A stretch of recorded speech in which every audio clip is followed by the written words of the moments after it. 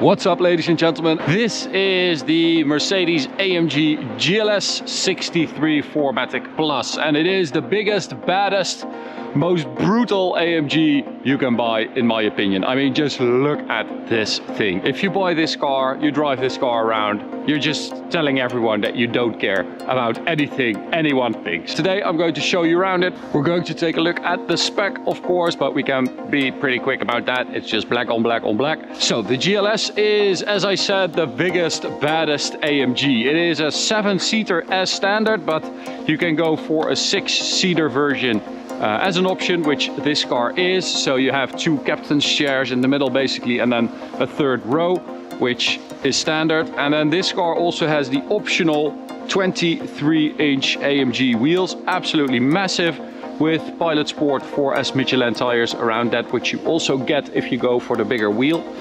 400mm AMG steel brakes behind that to stop this 2.5 ton, just over 2.5 ton car. I mean, look at this front with that Panamericana grille. It just looks so badass, so freaking mean and imposing.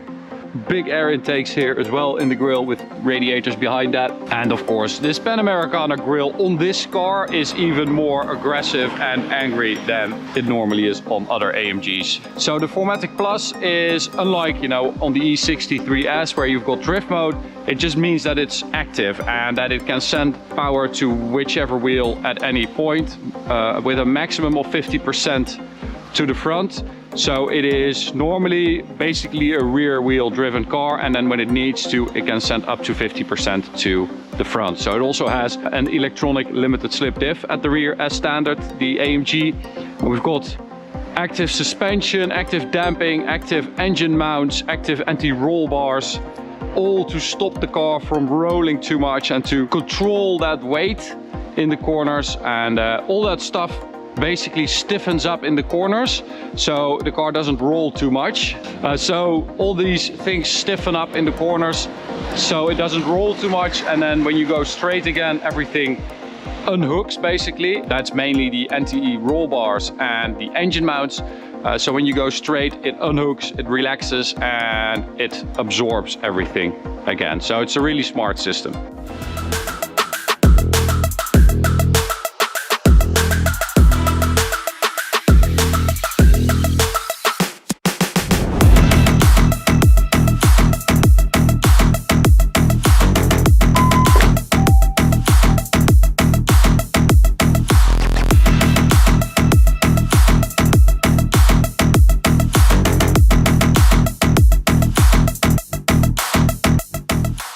So boot space, of course, is limited if you have the rear seats up, but if you have them down, you have like 890 liters. So that is nice exhaust as well.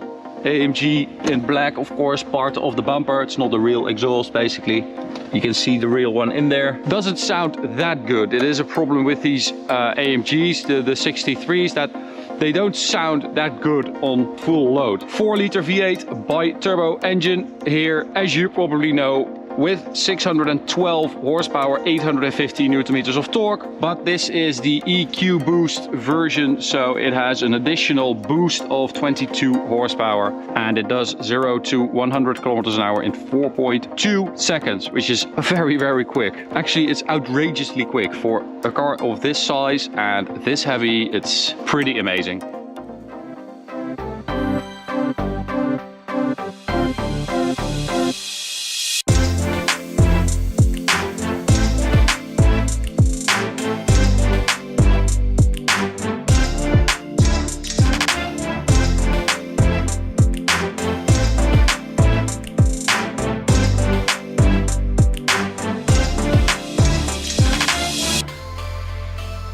Show you guys the rear seats. So as I said, we've got these captain's chairs basically, so you can sit with 4 adults.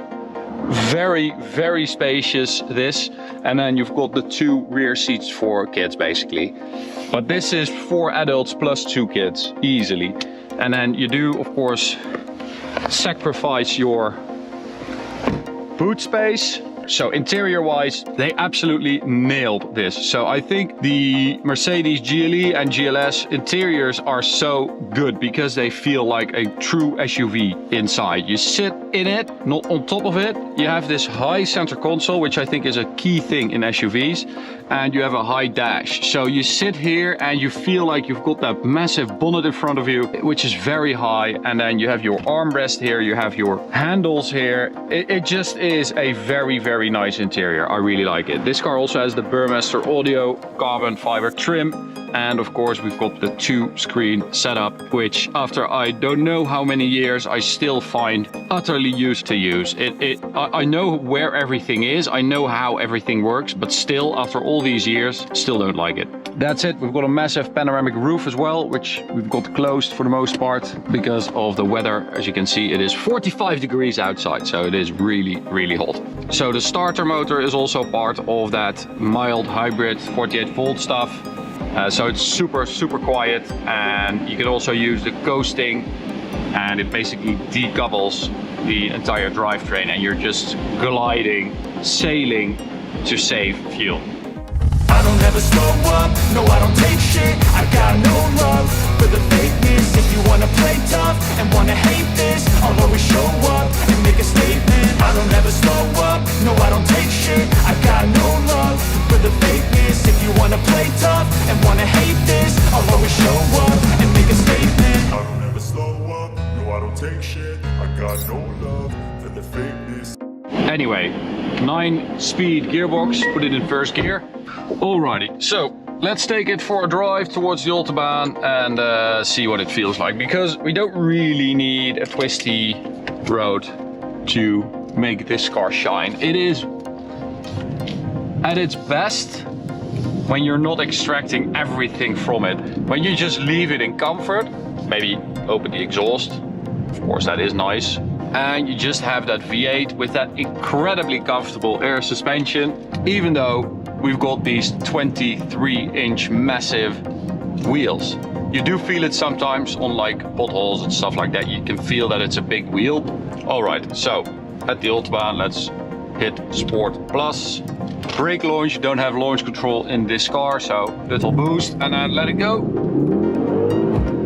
Oh, you do get quicker shifts, so the car does know that you want a launch.